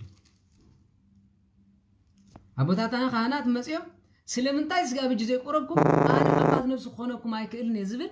አቦ ወልሓፍቲ ወላ ሓደ አይራአና ስለዝኾነ እግዚአብሔር አምላክ ብምሕረት ክምለሰና እንድሕር ኮይኑ ክንገብሮ ዝግበአና ነገር ኣሎ ማለት እንታይ ይስኸ ንስሓ ምምላስ ኣቦታትና هنا እጓዳ ለምስሎሚ ግዜ ኸፊ ማለት ኣባሽ ክንሳሕ ደልልካዮም ግዜ ይብለኝ ዝብሉ ኸማን መልእም ታዲያ ኣቦታት ካህናት በይና ይኹም ባሪያ እግዚአብሔር ትባል ዘሎ ክንሳሕ ደልልተይልኩም ግዜ ተሳንኩም ቴሌፎን ዶን እግዚአብሔር ይخلክሎይ ስልጣንኩም ዶ ገደብ አለ ወይ ተፈር ደበር ዶ ንስልጣንኩም ይሕሎይ እቲ ዝሓስኩም መስቀል ዶ ተራራ ዘፍልስ አይኮነን ንምንታይ ዘይተጠቀምኩም ለተባልኩም እግዚአብሔር ትምልስሉ ምናልባት ንዓይ حق ስለስተዛረብኩ ደፋር حق ስለስተዛረብኩ ሓሳዊ حق ስለስተዛረብኩ ንስኻ መን ይኻ ክትብል ትኸሪዮ ግን መን ይኹም ዝብል እግዚአብሔር ከሓተኩም ከሎ መልስ ዳለውሉ ይኹም ማጆ ንዓይ ድሓን ፀገም ይብሉ ክትንዕቁን ግቦኹም እዩ ናይ እግርኹም ጫማውን ክፈትሕ ዝኽእል ሰብ ኣይኮንኩም ነዛ ሕቶ እዚ ኣግናይ ትርስዕዋ እግዚአብሔር ከሓትት እዩ መልስ ግን አዳሉ እዩ ስለዚህ በዚህ ስለዝኾነ ካብ ባርነት ዲያብሎስ ክሳብ ዘይወፃና ኖ ካብ እግዚአብሔር አምላክ ግዛት ክሳብ ዝወፃና ናይ ዲያብሎስ ባሪያት ኢና ስለዚህ እቲ ባሪያ እቲ ቡዳ ዝበሃለሉ ምክንያት የለን ክርስቶስ ሓራ አውፅኢኩም እዩ ኖ ብስጉ ዝበልዐ ደመይ ሰተይ ናይ ዘለዓለም ህይወት ኣለዎ ኢሉ እምበር ናይ ግዜ ይበለን ብንስሓ ዝተመልሰ እንድሕር ኮይኑ ወላውን ካብ ክፉእ ስሩሑ እንድሕር ኣወፂ ባሪያ ተባሂሉ ኣይፅዋዕን ባሪያ እግዚአብሔር ይዝባል በቃ እዚ ምዃኑ ንፈልጥ ማለት ስለዚህ ከም ስለ ዝኾነ ባሮት እግዚአብሔር አምላክ ዝበሃሉ ከም በዓል ኢዮብ አብርሃም ጻድቃን ብሙሉኦም ነቢያት ማለት ባሮት ዲያብሎስ ዝበሃሉ ኻ ከም ዝበልናዮ መሰርያን እንደገና ኣብ ዘዳግም ምዕራፍ 28 ዘሎ ቃል እንድሕር ኢና 18 28 18 ዘሎ ቃል ተሪና ጠንቆልቲ ፈልፈልቲ ከመይ ዓይነት ከም ዝነበሩ ዝዛረባሉ እዚኦም ብሙሉኦም ባሮት ኣጋንንት እዮም ተባሂሎም ጽውዕ ማለት ንኣብነት ባላቅ እንድሕር ኢናዮ ንመሶጶጣምያ ኸይዱ ኖ ነዓ ንእስራኤላውያን ርገመለ ይበሉ ናይ መርገም መንፈስ ነበሩ ባሪያ ዲያብሎስ ስለዝኾነ ዝረገሞ ከም ይኸውን ነበር ኢሉ ዘበነ ኩናኔ ስለዝነበረ ዝግን ዘበነ ምህረት ዘበነ ክርስቶስ በስመ አብ ተባሂልካ ዝፍወሰሉ ዘመን በክርስቶስ አሚንካ ትድሕነሉ ዘመን ስለዚህ ነዚ ስለዝኾነ እንታይ ኢሉ ማለት እኖ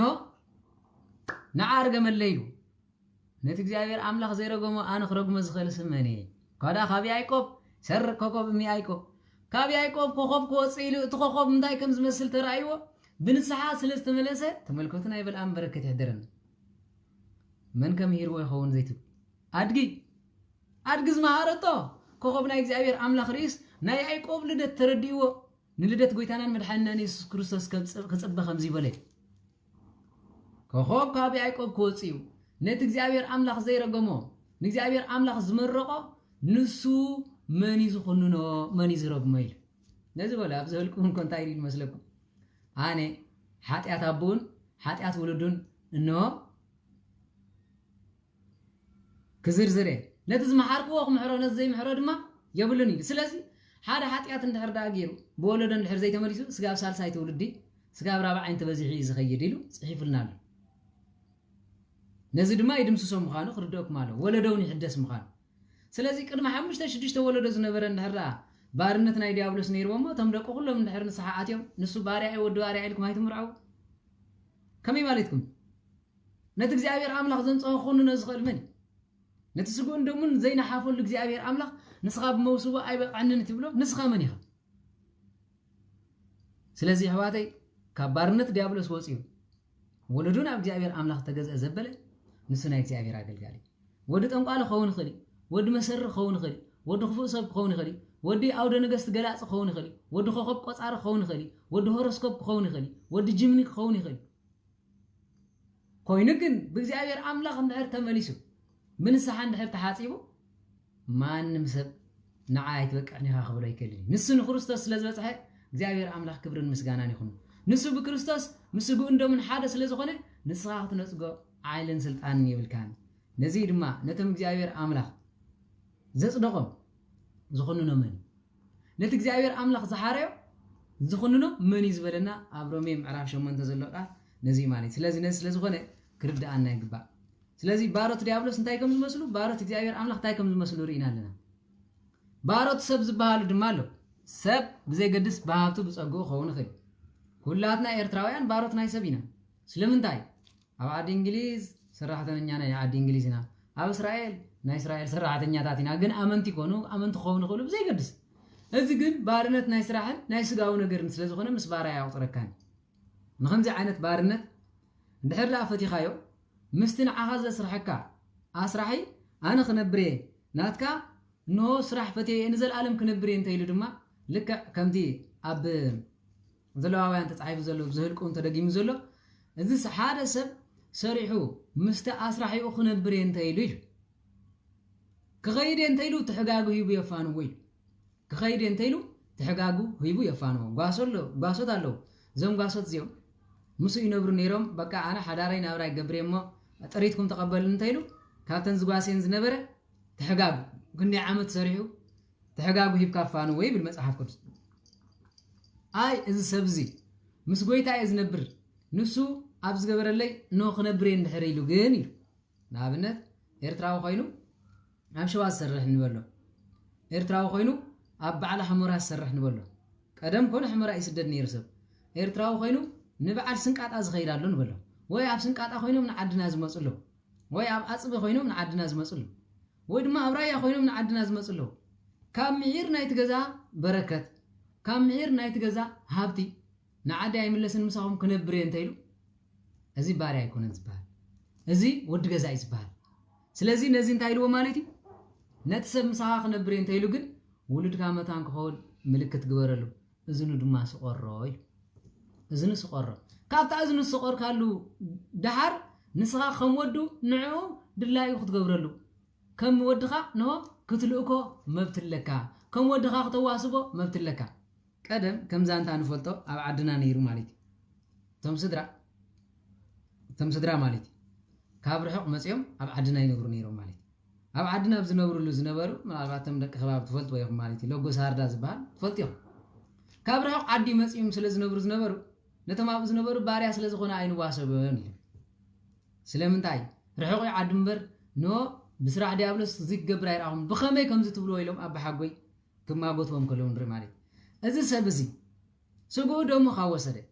እንሆ በረኸት ካብ ተሳተፈ ካህናት ንዑ ካብ ቅረቦ ብምንታይ ኢና ንካትዑ ስለ ዝበሉ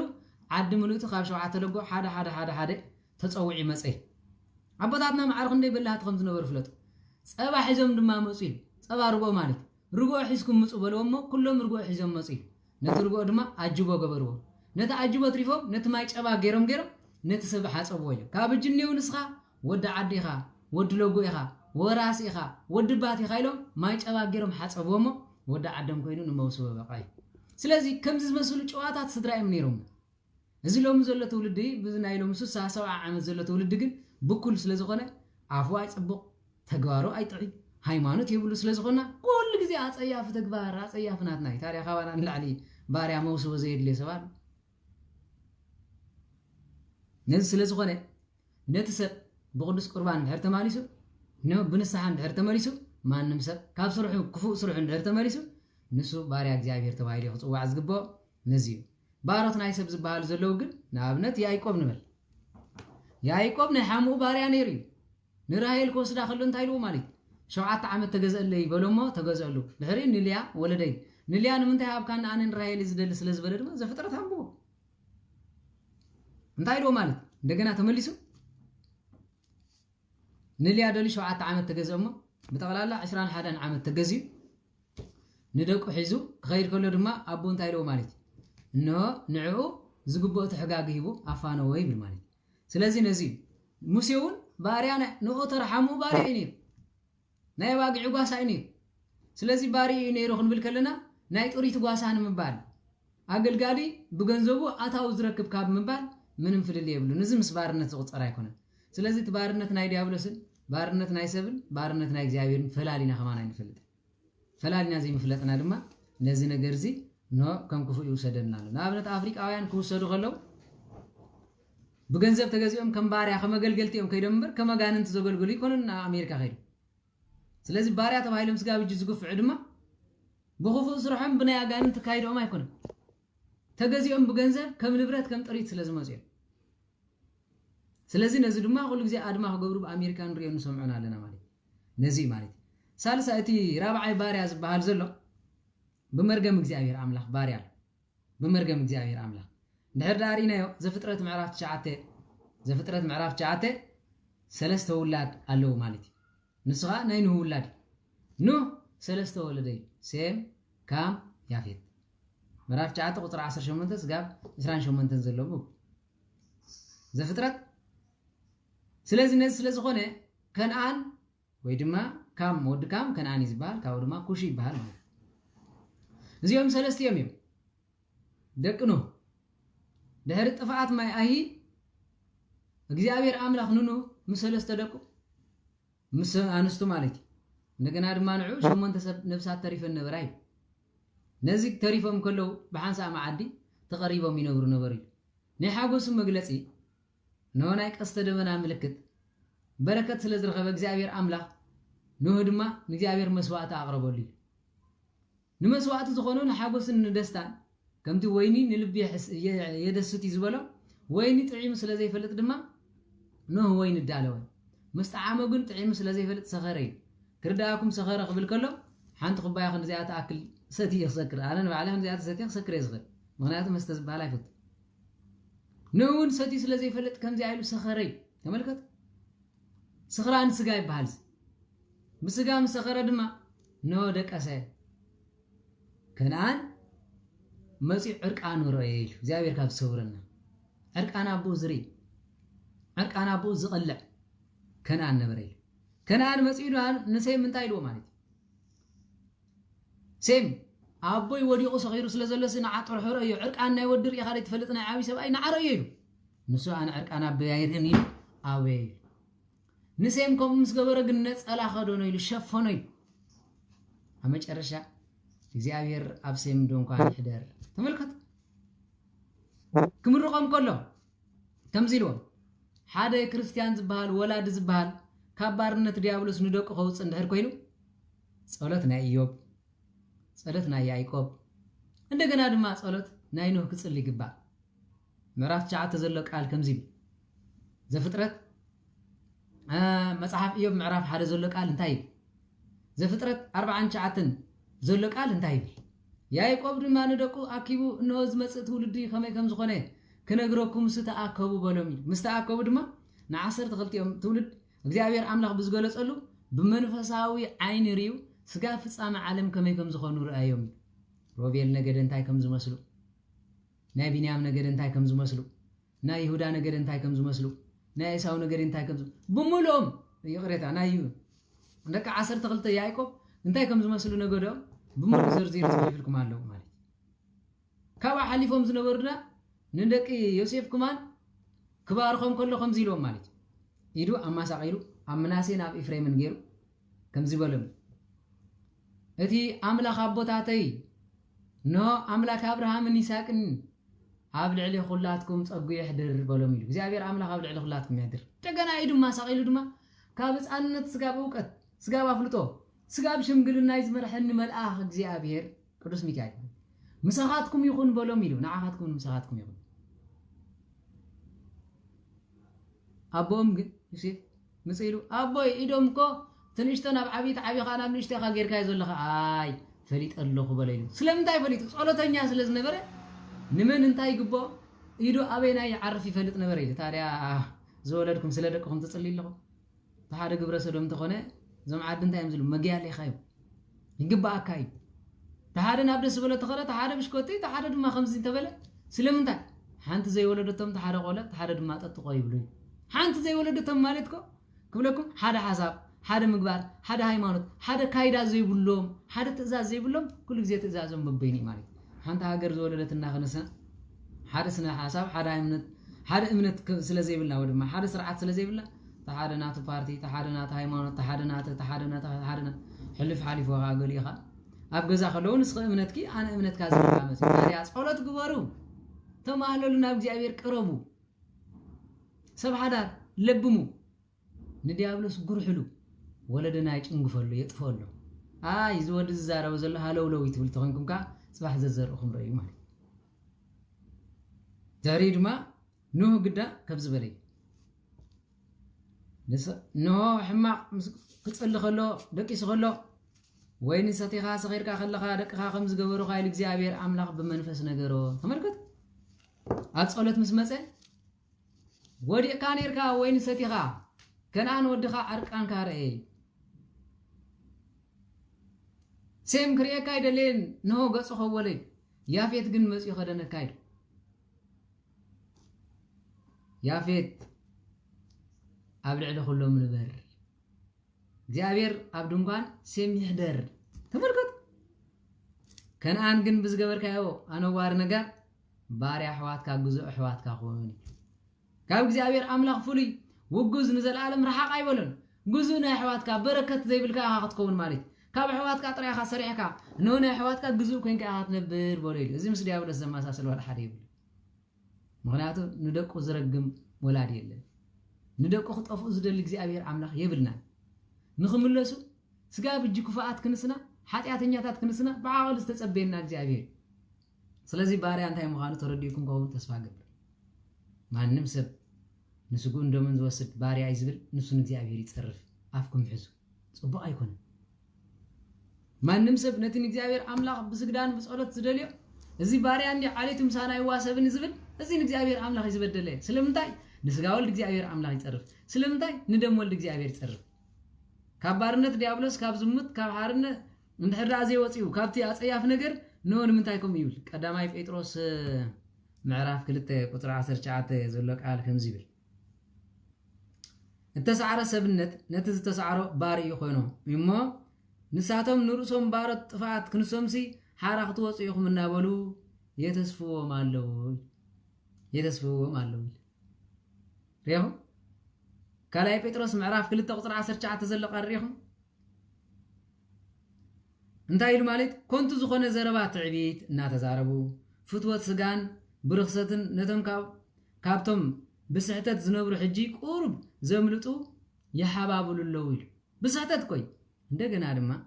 እተሰዓረ ሰብነት ናይ ተሰዓረ ኩሉ ባርያ እዩ ናይ ዝሙት እንድሕር ተሰዓርካ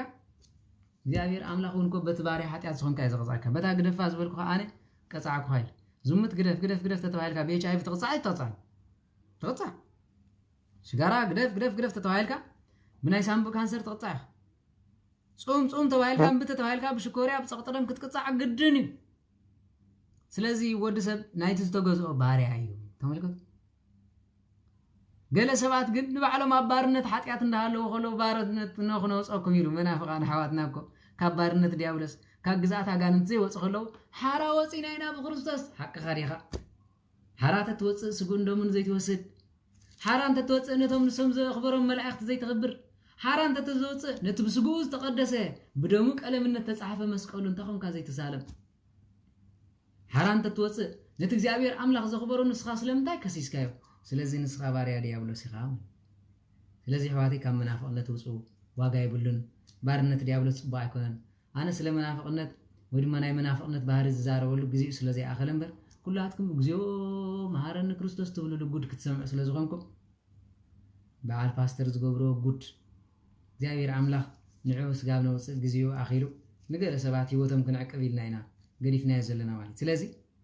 ነዞም ከም ዝበሉ ገበርቲ ክፍእ ግን ኣብ ኣደባባይ ኣጋልፅዎም ስለ ዝብል ክፍኣቶም ሓደ መዓልቲ ክነውፅኦ ኢና ማለት ስለዚ ነዚ ስለ ዝኾነ ግን ኣነ ንሞት ዝፈርሕ ኣይመስሎ ወይ እኳ እግዚአብሔር ወሲድኒ ካብ ዝኽፉእ ትውልድ እዚ ንባዕለይ እውን ክፉእ ኮይነ ካብዚ ካብ ምንባር ወይ እኳ ወሲድኒ ማለት ስለዚ ነዚ ስለ ዝኾነ ባርነት ሓጢአት እንዳሃለዎ ከለውስ ንዓኹም ሓራ ክነውፀኩም ኢና ይብሉ እሞ ድማ ካብ ክፉእ ትምኒቶም ዘይወፅ ኢሉ እግዚአብሔር ኣምላኽ መዋፅእ ይፍጠረልና በዚ ስለ ዝኾነ ባርያ እንታይ ምዃኑ ርኢኹም ኣለኹም ስለዚ ባርያ ማለት እንታይ ማለት እዩ እንታይ ዓይነት ባርያ እዩ ዘሎ ኢልና ከፊልና ርኢና ኢና ተረዲኡም ከኸውን ተስፋ ገብር ሓደራ ብኣፍኩም እዚ ደኣ ባርያ እንድዩ እዚ ደኣ ዋጣ እንድዩ እዚ ደኣ ክፉእ ዓፅሚ እንድልኩም ከይትፃረፉ ምስ እግዚአብሔር ኣምላኽ ኣይትፃረፉ እቲ ፀርፊ ዝዛረብ ንሓውካ ነዳይ ወይ ድማ እንታይ ዝበሃል ምንም ንሓው ማለት እዩ ብስእነቱ ዝፀርፍ ወይ ድማ ንሓው እዚ ክፉእ ኢሉ ቃል ዝፃረፍ ቅዱስ ያዕቆብ ኣብ ምዕራፍ 3 ስለ መልሓስ ከመይ ኢሉ ስለ ልሳን ክፍኣነታ ከመይ ኢሉ ተዛሪቡ ከም ዘሎ እንድሕሪኢኹም እግዚኦ እዩ ዘብለካ ስለዚ ከምኡ ኢልኩም ንወዲ ሰብ ክትውግዙ ከይትውዕሉ ሓደራ ብሰማይ ብምድሪ ስጉእ እንደምን ዝወስድ ንሱ ባርያ እግዚአብሔር ካብኡ እንተወፂእ ግን ንሱ ባርያ ዲያብሎስ እዩ ንሳ ባርያ ዲያብሎስ እያ በዚ ነገር ዘብለ የለን ስለዚ ሰበይቲ ካህን ኮይና እንድሕር ዘይትወፅእ ኮይና ባርያ ዲያብሎስ እያ ሰበይቲ ዲያቆን ኮይና ዘይትቆርብ እንተኮይና ንሱ ዘይቆርብ እንተኮይኑ ኩሎም ኣጋንንት እዮም እንታይ ፍልሊ ኣለዉ ማለት ሰብ ስለ ኮይኖም ተንቀሳቐሱ ብምሕረት እግዚአብሔር ኣምላኽ ስለ ዝኸድና ብቸርነት እግዚአብሔር ኣምላኽ ስለ ዝኸድና ንጹሓት ማለት እዩ እንኳን ንሱ ስጉእ እንደምን ወሲድና ዲያብሎስ ካብ ፈተና ዘዕርፈና ኣይኮነን ስለዚ ካብ ባርነት ክንወፅእ ስጉእ እንደምን ነፃ ክገብረና ግን ካብዚ እዩ ማዕረ سجون ممكن نوصل يزقبا تم زي وصلكم سبعي إمبي تبل سبعي حراك والكله سبعي تنبي تبل دما نصحاتكم سأليو እግዚአብሔር አምላክ ልብ ሓደ ሰሚዑን ሓደ ይቅዱሰይ ልብ ሓደ ጻድቅ ሰሚዑን ሁላትና ይመልሰናይ ጠፊና ዝነበርናይ ግዜ ስለ ዝኾነ እምብን ተበለኹምና ይተሓዝሎም ምክንያቱ ፍልጥ የብሎምን ካብ ሃይማኖት አተዓባቢያ ጉድለት ኣለና ካብ አቦታትና ማዓዳ ጉድለት ኣለና ካብ አቦታትና አባት ነብስናውን ንባዕሎም ጉድለት ብጉድለት መጋ 99% ጉድለት ዘለዎም አቦታትና ጽይቁና ዘለዎም ሃይማኖት ንሶም እዮም ወቀሳ ይመስለኩም ንሶም ተዘይ ቆረብካ ተዘይ ሰገርካ ተዝብልና ኩላትና መቆረብና ግዲ ይብልኩም ንሶም ስቂሎም መጽዮም ቡኖም ሰትዮም ዳኺሮም ድሕር ጽሒቆም ዝኸዱ ኮይኖም ቤት አብርሃም ቢዳራ እንዴ ቡን ተሰተየስ ቤት አብርሃም ክኸውን ኢልኩም ተሓስቡ ሓቅኩም ዲኹ ቡን ዝተሰተየ ሰብ ቤት አብርሃም ቤት በረከት ክኸውን ኢልኩም አይተሕሰቡ በረከቱ ተመልጭ ይብዲያብሎስ ማለት ስለዚህ በቀሽ ክመጽ ከለው ቅድሚዮም ትጀበና ክርትም ኣብ በቀሽ ማይኩም ስተይ ማይን ደቅ ሰብ ዘንጽህ ተደሊኹም ዝብላዕ ስተመል ይሃቡ ተዘይ ኮይኑ ቡን ዘይስተኹሞም ኢሉ ዝኸስስ አምላኽ ይብል በዚ ነገር እዚ አይተተዓሻሸው ነብስኹም ንድሕሪታትም ጀበና እንተሃሊ ስበርዎ ጀበና ሰቢርኩም ንእግዚአብሔር አምላኽ ናብ አገልግሎት ተመለሱ ስለዚህ ካብ ባርነት ዲያብሎስ ኩላትና ንወጽሉ ግዜን ዘመንን ይፍጠረልና ኩላትና ኣብ ዲያብሎስ ኢና ተኣሲርና ዘለና ኣነ ዝቀዳማይኩም እግዚአብሔር አምላኽ ወሓስን ጠበቃን ሰዲዱ ካብ ዘለና ያውጽና ስለ ሃይማኖትና ንምስክረሉ ጨዋነትና ንምስክረሉ ዘመንን ግዜን ይግበረልና ዝመሃረና ዝገሰጸና እግዚአብሔር ክብርን ምስጋናን ነው ይኹኖ ወስብሐት ለእግዚአብሔር ወለወላዲቱ ድንግል ወለመስቀሉ ክቡር ይታኮት ወይሰባህ ስሙ ለእግዚአብሔር አምላክ ነው ወትሮ ኩሉ ጊዜ ኩሉ ሰዓት አሜን هراي بولس جمرنايو كنودق ስለዝኾና እግዚአብሔር አምላክ ናይ በረከት አፍ ኣብ ልሳነ ይሕድር ንዓኹም ድማ ንበረከት ትخببሉ ግዜን ዘመንን ይግበረልኩም ኣብ ስምዕ ውዒልኩም ሃይማኖትኩም ብዘይ ገድስ ማለት እምነትኩም ብዘይ ገድስ ቃል እግዚአብሔር አምላክ ስጋብታ መወዳእታ ክትሰምዑ ያጽብቕቲ ክሻ ምስ መልእት እንተዘይ ኣሲርካያ ምልእቲ አይልካ ቀሲንካ ይተሓድርን ድፍእ ተቢሎማ ተእኽሊ ብትን ይዝብል ስለዚህ ንስኻትኩም ዝሓዝኩም እኽሊ ከይተነኩም ናይ መጨረሻ ቃል በረከት ክንዛረብ ቃል በረከት ድማ ካብ አፍ ዝወጽእ ካብ አፍ ዝምለስን ማለት ስለዚህ አተ በአፍ ዝወጽእ ዳምር በአፍ ዘአቱ አበሳ ይብሉን ተባሃለኩም ምርቃኩ መርገምን ምርቃንኩ ስለዚህ ነዚ ስለዝኾነ እግዚአብሔር አምላክ ንአስማት ስሙ ጸዊዕና በረከትን ወሃበሉ ግዜን ዘመንን ስለዝኾነ ኩላትና ኢድና ዘርጊሕና እግዚአብሔር አምላክ በረከትን ቅበል ናቱ ሰናይ ፍቃድ ይኹን እግዚአብሔር አምላክ ኣብ ዝኸድኩሞ ከም ሕፃ ባሕሪ የብዝሕኩም እግዚአብሔር አምላክ እልፍ አእላፋት መላእክት ተኸቢቡ ከምቲ ኣብ ጽርሐ ጽዮን ንቅዱሳን ሐዋርያት ተኣኪቦም ከለው ጸጋ መንፈስ ቅዱስ ሰዲዱ ንሓድነት ንበረከት ንጾም ንምጽዋት ንስብከት ናብ ኩሉ ዓለም ዝበተኖም ንዓኹም ድማ ኣብ ዝኸድኩም መኸሉ እግዚአብሔር አምላክ ቃሉ ከም ሕፃ ባሕሪ ከም እሳት ከም ብርሃን ገይሩ ኣብ ቤትኩም የንብረልኩም ዝወለድኩሞም ኩሎም ንበረከት ዝሰርሕኩሞ ንበረከት ሰምዖ ዝዛረቦ መንፈሳዊ ህይወት ኣይኽላብ ኣብ ዝኸድኩሞ ቅዱሳን መላእክት ይቕምልኩም ቅድስት ድንግል ማርያም ማዕረግ ትኾንኩም ቅዱስ ጀወርግስ ፍጡነ ረድኤት ኣብ ጉዕዞኹም ኩሉ የሳልጠልኩም መርቆሬስ ሃያል ጸላኢ ኣጋንንት ነዳፊ ህፅእ ወኩፋኣት መሰርያን በኹናቱ ገይሩ ሓይሊ ኣጋንንት ብሙሉኦም ወጊኡ የርሕቐልኩም እቲ ንዓይ ካብ ህፃንነት ስጋብ እጅ ዘዕብየኒ ሕማቕ ሓጢኣተኛ ከለኹ ዘይገደፈኒ ሊቀ መላእክት ቅዱስ ሚካኤል ንዘለዓለም ዋልታን ጽላልን ክልላን ይኹንኩም ኣብ ግዜ ሕማም ኣብ ግዜ ጭነት ቀልጢፉ መጽኡ ዝረድአኒ ስጋብ እጅ ጸዊዐ ስሙ ዘይሕፈረኒ ቅዱስ ዮሐንስ መጥምቀ መለኮት ሊባኖስ ጻድቅ በዓል ዓቢ ትዕግስቲ ኩሉ ግዜ ናቱ ትዕግስቲ ናቱ ህይወት ናቱ በረከት ናቱ ገድሊ የግዝምኩም نو بعاتياتا آمينا أكد مجزابير نبيعة مجزابير شو تقبيا سما كيسرز أما صحف تصحفت بركتا نزل عالم زخونت مريم مجدلاويت كي ترسعوا بركتا نرديتان نخونكم بعاتياتهم آمينهم جنة أكل بوتا مجزابير أكل بويتا يلو موسيهم بنبعاتهم نجزابير تمليسهم مجزابير عملاق بسقا خمزول لتزقورلنا أدامن هوانن بركتا محدرنا بركتا أدامن هوان يخوننا ናይ ኣዳምን ናይ ህዋንን ተስፋኦም ዝኾነት እንቆ ባሕሪ እንሆ ንክርስቲያን ኩሉ ተስፋ ክወልዱ ብንጽህ ብሩካቤ ብሃይማኖቶም ጸኒዖም ብምግባሮም ቀኒዖም ንንጽህ ትርግብ ዝወለዱልና ያቄምን ሃናን በረከቶም ምስኩላትኩም ይኹን እቶም ብደሞም እግዚአብሔር አምላክ ዝመስከሩ ሰማይት እግዚአብሔር አምላክ በረከቶም ይሕድረልና እኽሊ ናይዚ ዓለም ዚኣ ከይበልዑ ጥባዲዮም ከይጣዓም ክዳን ናይዚ ዓለም ዚኣ ከይለበሱ ስለ ኢትዮጵያ ስለ ምድረ ጋዚት ስለ ግብጽ ስለ ዓለም ስለ ሰብ ዘይኮነ ስለ እንስሳ ከይተረፈ ዝጸለዩ ጸበል እግሮም ስሳ አናብስትን መጊቦም ንዓለም እንሆ ዘደነቁ ጻድቅ አባ ገብረ ሕይወት አብነ ገብረ መንፈስ ቅዱስ ብመስቀሎም ቤትናን ቤትኩምን ንኹሉ ንጽህ ይገበርዎም ካብዛ ሓመምኩም ኩሉ እግዚአብሔር አምላኽ ይፈውስኩም ኣብቲ ኸድዎ እግዚአብሔር አምላኽ መንገድኩም የቃናዕልኩም በሃይማኖት ቆኒዕኩም ብምግባር ሰሪዕኩም በቅዱስ ቁርባን ተሃቲምኩም ትነብሩሉ ንእግዚአብሔር ትዝምርሉ ንሰማያት ትርኢሉ እግዚአብሔር አምላኽ ኖ በአብነ ገብረ መንፈስ ቅዱስ በቅዱስ ጴጥሮስን ጳውሎስን ቃል ኩሉ ኸፊቱ ሰማያት ይርኢኩም እግዚአብሔር አምላኽ ቶም ሓሚምኩም ዘለኹም እግዚአብሔር አምላኽ ተስፋ ኖ ቆሪጽኩም ኣብ ዓቕሊ ጽበት ዘለኹም እግዚአብሔር አምላኽ ነቶም ተጨኒዕኩም እንሆ ትገብርዎ ትሕዝዎ ትጭብጥዎ ሰኣንኩም እቶም ኣብ ፍቆዶማ ጨለትን ሆስፒታላትን ዘለኹም እቶም ውላድ ሲእምኩም ኩሉ ግዜ ትጭነቑ ኣብ ሓዳርኩም ሰብኣይን ሰበይትን ፍቅርን ሰላም ሰኣንኩም ቅዱስ ጴጥሮስን ጳውሎስን መጽኦም በርባዕተ መኣዝኑ ብመስቀሎም በስመ አብ ወወልድ መንፈስ ቅዱስ ኢሎም ሓይሊ ኣጋንንት ትርሒቆም ጸጋ መንፈስ ቅዱስ ኣብ ልዕሊ ኩላትና ይሕድሩ በቃ በዚ ደስ ዘይብሎ ሰብ ኣሎ እግዚአብሔር አምላኽ ስሙ ጸውዒና ደስ ዘይብሎ እንድሕር ሃልዩ እግዚአብሔር አምላኽ ጸበሉ ሰቲ ዝፍወሰሉ በበረከት ዝዳወሰሉ አሜን ኢሉን እግዚአብሔር አምላኽ ዘመስግነሉ ግዜን ዘመንን ይሃብ እቶም ንዓና ብኽፉእ ጽውዕና ዘይገበርናዮ ተገይሩ ዘይተሰርሐ ተሰሪሑ ድማ እግዚአብሔር አምላኽ ዓይነ ልቦና ይሃብ ነዚ ቃል እዚ ሓንቲ ከይሓልፈኒ እንሆ ሰዓት ዶ ኣኺሉ ይኸውን ኢልኩም ትጽበይ ድማ እግዚአብሔር አምላኽ ከምዚኣ ገይሮም ቅዱሳን መላእክት ጸሎትኩም እንዳተቐበሉ ኣብ ንዋ ሰማይ ይዕርጉልኩም ንዓይኒ ድኹም ሓውኹም ድማ ኣብ ትገብርዎ ጸሎትን ምህልላን ዝጀመርክዎ ከፈጽመኒ ብትብዓት በቆራጽነት ክመርሓኒ ኣብ ጸሎትኩም ዘክርኒ ብዓብዩ ብልቢ ብደም ኣብ ኣካልናን ስጋናን ሳላስር ብርሃን ዓለም ቅዱስ ጳውሎስ በረከቱ ሕዲሩ ከምቲ ናቱ ምስክርነት ኣብ ዓድና ጥራሕ ዘይኮነስ ኣብ ህዛብ ንምስክረሉ ግዜ ክኾነላ በረከት ቅዱስ ጳውሎስ በረከት ቅዱስ ጴጥሮስ ምስኩላትና ይኹን በረከት ቅድስቲ አርሴማ ይሕደረና ዝተባረኸ ዝተቀደሰን ቀዳመ ሰናብት ይግበረልና ንሆን ሰንበት እንኽብረሉ በቅድስና በቅዱስ ቁርባን ተሃቲምና ኣብ ቤትና ንሳፍሐሉ ጻዕዳ ለቢስካ ይዝውዓል ቅዱስ ሰንበትን ቀዳምን ጻዕዳ ለቢስኩም ይውዓሉ እግዚአብሔር አምላኽ ክንደይ ከም ዝሕጎስ መላእክት ክንደይ ከም ዝኽብኹም ኣቤት ትርድኦ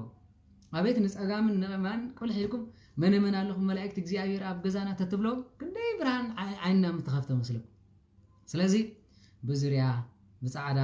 ብልብሱ ኖ ብዕጣነ ቤተ ክርስቲያን ብስሬት ካህን ንውዕለሉ ቀዳምን ሰንበትን ይግበረልና እግዚአብሔር አምላኽ ኣብ ዝጥራሕ ዘይኮነስ ኣብ ዓድና ተራኺብና ንሰዓዓመሉ ኣብ ታቦት እንሰግደሉ እንነጋገደሉ እግርና እንተሓጻጸበሉ እንሆ ኣቦናን ኣዴናን ተባሂልና ተናፋፊቕና ንእግዚአብሔር አምላኽ ነገልግለሉ ስለ ታቦቱ ንዕንድረሉ ክዳንና ንቐደሉ ከም ናይ ቅዱስ ዳዊት ናይ ፍስሓ ዘመን ይፍታሃበና ዘመን ንፍስሓ ዕድመ ንስሓ እግዚአብሔር አምላኽ ኣይኽለና ዝተባሃለ ኩሉ አሜን ንበለ እግዚአብሔር አምላኽ አሜን ይኹነሉ እቲ ናይ ቤተልሔም ህፃን ናይ ገዳም ቆሮንጦስ ባህታዊ ናይ ቀራንዮ መርዓዊ ዝኾነ መድኃኔ ዓለም ክርስቶስ ብልሳኑን በአፉን ንኹላትኩም ዝበጽሐልኩም ይኹን ንዓይ ድማ ብዘጉደልኩ እግዚአብሔር አምላኽ ይቕረ ይበለኒ ኣብ ጸሎትኩም ዘክሩኒ ናይ ያዕቆብ ለይቲ ይግበረልኩም አሜን አቡነ ዘበሰማያት ኣይትረስዑ አቡነ ዘበሰማያት